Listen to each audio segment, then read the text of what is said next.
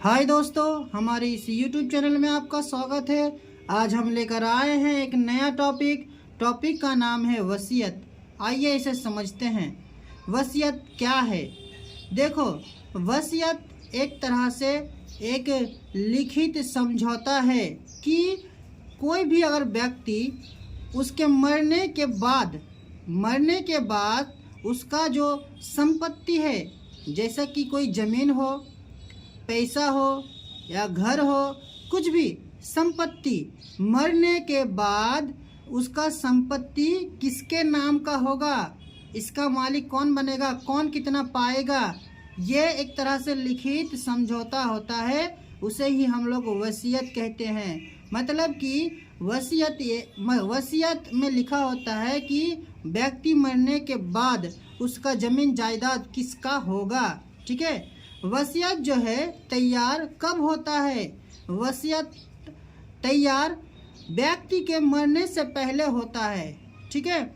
मान लो कि किसी व्यक्ति का एक बेटा है और एक बेटी है, और ऐसा लगता है उस व्यक्ति को कि मेरे मरने के बाद मेरे बेटी को मेरा बेटा कोई भाग अपने हमारे ज़मीन जायदाद से कोई भाग नहीं देगा।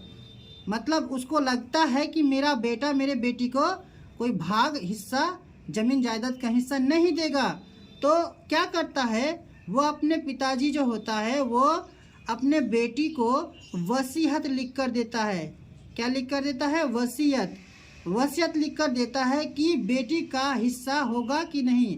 अगर वसीयत लिख कर देता है कि बेटी का भी हिस्सा होगा। ठीक है। तो ये मरने से पहले तैयार किया जाता है। लिखा जाता है कि उसका ज़मीन जायदाद किसका किसका होगा। अगर एक और उदाहरण देके समझते हैं। ठीक है। मान लो किसी व्यक्ति का दो बेटा है, एक छोटा बेटा, किसी व्यक्ति का दो बेटा है। ठीक है। एक है छोटा बेटा और दूसरा है बड़ा बेटा। अगर ये व्यक्ति चाहे खुद से कि मैं छोटा बेटा को पूरा ज़मीन जायदाद लिखकर दे दूंगा वसीयत करके, तो वो देख सकता है, उसको कोई रोकने वाला नहीं है। इसी को कहते हैं वसीयत। ठीक है। अब हमें समझना होगा कि वसीयत असल में लिख कर देना, देखो वसीयत जो होता है ये है क्या। देखो, वसीयत कब बनता है?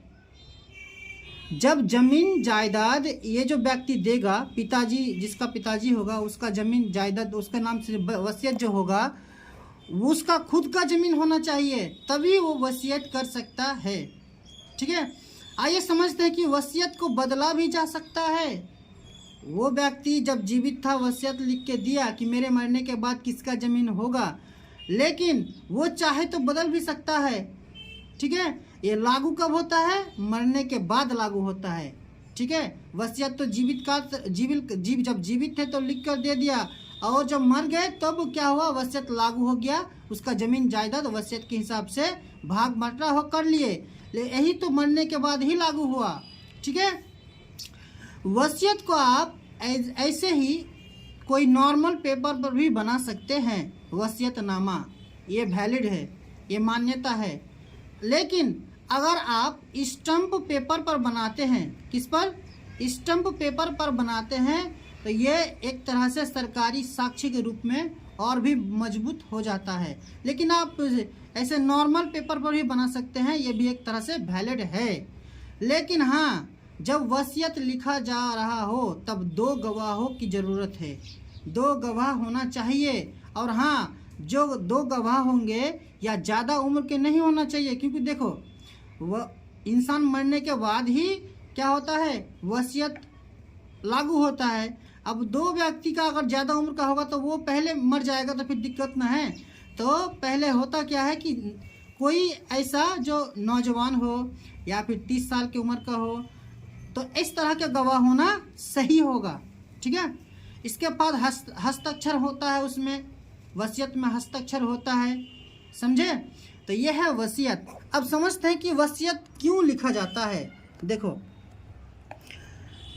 किसी पिताजी को डर रहता है कि मेरे ज़मीन जायदाद मेरे बेटे को या बेटी को सही तरीके से ना मिले या नहीं मिलेगा, तो तब क्या करता है कि वो खुद क्या करता है, वसीयत लिख के दे देता है, ताकि कोई मरने के बाद विवाद ना हो। किसी व्यक्ति का 5 बेटा है, आपस में विवाद हो सकता है, झगड़ा हो सकता है ज़मीन को लेकर, तो किसको कितना मिलेगा ये वसीयत पर लिखा होता है। दूसरा है महिलाओं की सुरक्षा के लिए। महिलाओं की सुरक्षा मतलब मान लो किसी व्यक्ति का एक बेटा है और एक बेटी है, तो बेटी का शादी हो गया और शादी होने के बाद वो क्या हो गया, उसके ससुराल वहाँ से उसको छोड़ दिया, तलाक हो गया, वो वापस अपने पिताजी के घर आई, ठीक है। तो पिता का कहना है कि मेरी बेटी को भी हिस्सा मिलेगा। वो सोच रहा है, उसके मन में है, वो देना चाहता है बेटी को, लेकिन बाद में उसका मरने के बाद आप क्या करेगा, उसका भाई नहीं भी दे सकता है। इसीलिए पिताजी क्या करता है, बेटी के नाम से वसीयत लिख के दे देता है कि बेटी मैं तुमको इतना ज़मीन दूंगा वसीयत करके। और जब मर जाता है पिताजी तो वसीयत के आधार पर बेटी को संपत्ति मिल जाता है। और बच्चों के लिए भी सुरक्षा है, ठीक है। तो शॉर्टकट में समझे तो वसीयत है क्या, एक तरह से मतलब लिखा जाता है कि हाँ मेरे मरने के बाद मेरा धन, मेरा संपत्ति, मेरा जमीन जायदाद किसका किसका होगा, ये वसीयत में लिखा जाता है। एक तरह से वो भी जमीन का कागजात है। वो वसीयत के हिसाब से वो व्यक्ति जब मर जाता है तो जमीन का हिस्सा बंटवारा होता है। तो आशा करता हूँ दोस्त कि वसीयत के बारे में आपको कुछ सीखने को मिला। अगर आपको सीखने को मिला तो इस वीडियो को लाइक और सब्सक्राइब कर दीजिए, ठीक है। मिलते हैं नए वीडियो पर।